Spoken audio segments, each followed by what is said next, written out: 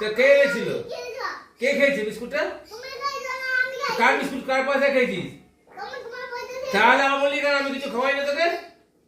তোকে কে খাওয়া ঠিক নেই, তুই আবার দিদুনকে খাওয়াবি? হ্যাঁ, তাহলে নিজেকে কে খাওয়া ঠিক নেই, তাহলে আমি খাওয়াবো? হ্যাঁ, কি করবি?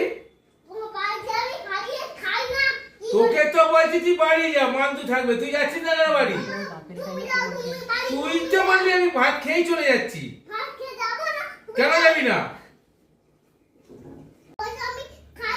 তা আমার পয়সা দিয়ে তো বিস্কুট গুলো খাচ্ছিস।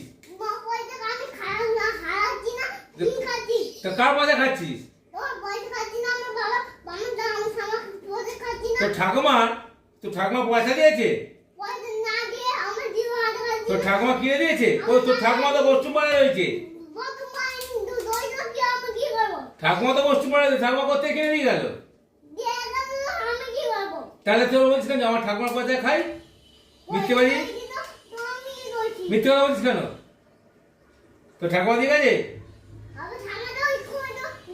তোর?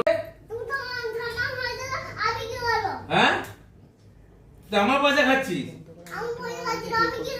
তাহলে